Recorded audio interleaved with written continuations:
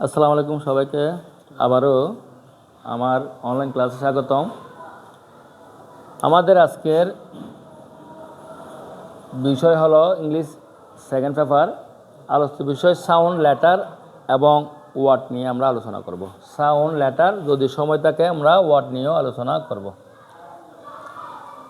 আমরা এর আগের ক্লাসে বলছি সাউন্ড আসছে কোত্থেকে, গ্রামারের প্রথম স্টেপ হচ্ছে সাউন্ড। আমি আবারও বলি, আমাদের ল্যাঙ্গুয়েজ অর্থ ভাষা, ভাষাকে শুদ্ধভাবে লিখতেও পড়তে পারার নিয়ম হচ্ছে গ্রামার বা ব্যাকরণ। তাহলে গ্রামারের প্রথম স্টেপ হচ্ছে আমাদের সাউন্ড। আমাদের প্রথম গ্রামারের উৎপত্তি স্থল হচ্ছে সাউন্ড থেকে বা ধ্বনি থেকে। আমরা আজকে ধ্বনি নিয়ে আলোচনা করব, সাউন্ড নিয়ে। আমরা অনেক সময় বলে থাকি সাউন্ড করিও না বা শব্দ করিও না, এটা না। সাউন্ড অর্থ শব্দ নয়, সাউন্ড অর্থ হচ্ছে ধ্বনি বা আওয়াজ, ধ্বনি বা আওয়াজ। এখন সাউন্ড হলো মানুষের মুখ থেকে উচ্চারিত সবচেয়ে ছোট অর্থবোধক আওয়াজ। আমার কথাটা আগে শুনো। সাউন্ড হলো মানুষের মুখ থেকে উচ্চারিত সবচেয়ে ছোট অর্থবোধক একটা আওয়াজ, যা ভাষার ক্ষুদ্রতম উপাদান। এটা মনে রাখবা যে এটা কিসের উপাদান? ধ্বনিটা ভাষার একমাত্র ক্ষুদ্রতম উপাদান।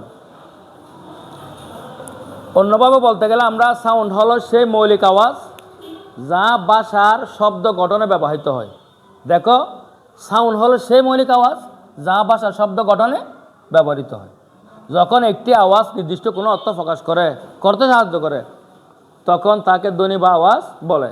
যখন একটি আওয়াজ নির্দিষ্ট কোনো অর্থ প্রকাশ করতে সাহায্য করে, তখন তাকে ধ্বনি বা আওয়াজ বলে। আমরা একটা ছোটো বাচ্চার উদাহরণ দিই। আমরা যখন ছোটো বাচ্চা ছিলাম, ছোটো ছিলাম, তখন আমাদের কতগুলো আওয়াজ করতাম, এগুলো কোনো মিনিংলেস কোনো আওয়াজ করতাম, যেগুলো কোনো শব্দ নয়। তাহলে এই আওয়াজ থেকে আমাদের আস্তে আস্তে ভাষার দিক আছে। এই ছোটো বাচ্চা থেকে আমরা বুঝবো যে একজন ছোটো বাচ্চা যখন কথা বলা শিখে, তখন আগে প্রথম সে সাউন্ড করতো, আস্তে আস্তে সে ভাষায় প্রবেশ করে দেয়। তাহলে এই ভাষাকে যখন আমরা লিখতে যাবো, এটা কী হয়ে যাবে? ভাষা হচ্ছে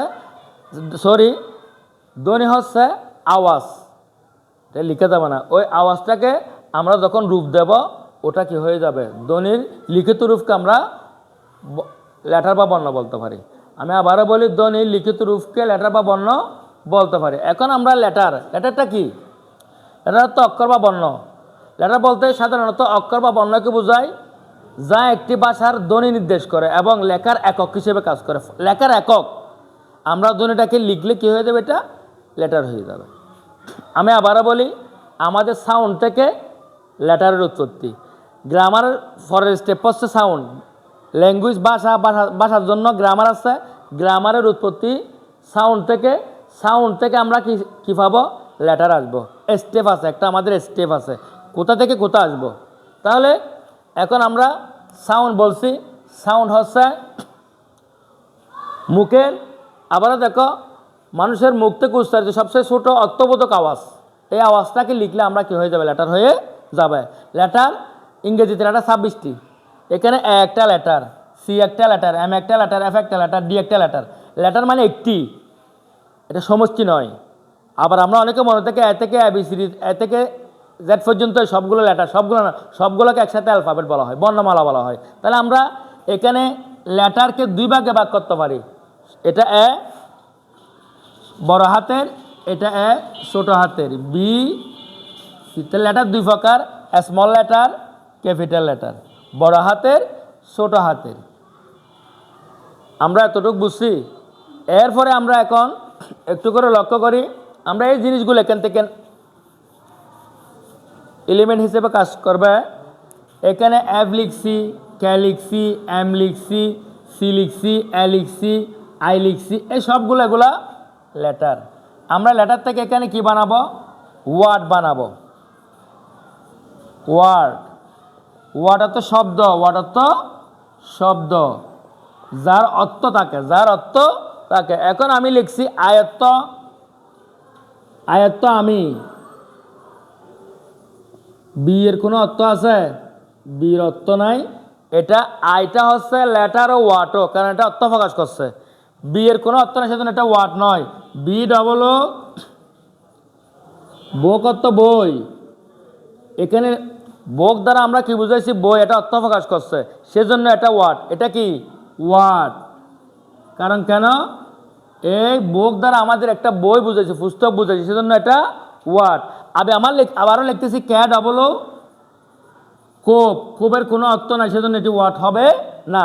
এখন আমার কথা হচ্ছে, একটা হোক একের অধিক হোক, একটা হোক একটা লেটার হোক একের অধিক লেটার হোক, পাশাপাশি বসে যদি কোনো অর্থ প্রকাশ করে তখন তাকে ওয়ার্ড বা শব্দ বলবে। যে এমনি যদি বসে KW কোপ, কোনো অর্থ নাই, পাশাপাশি বসে, কিন্তু এটা ওয়ার্ড হবে না।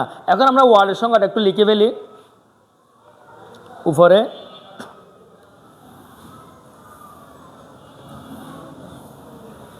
দেখো ওয়ার্ড, তাহলে আমরা দেখছি এখানে একটা দিয়ে হচ্ছে, একাধিক দিয়ে হচ্ছে। আমরা লিখবো এক বা একাধিক, এক বা একাধিক লেটার পাশাপাশি বসে, পাশাপাশি বসে যদি কোনো অর্থ প্রকাশ করে, যদি কোনো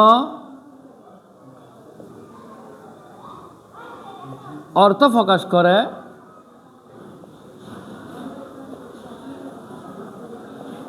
তখন তাকে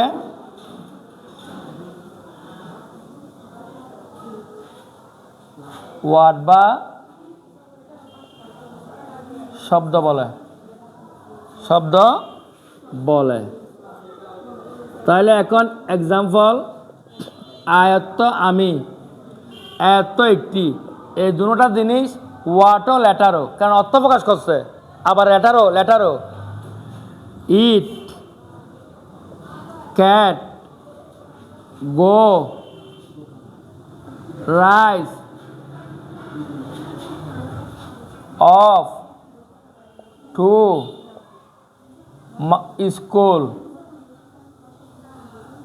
স্কুল, উই, ইউ,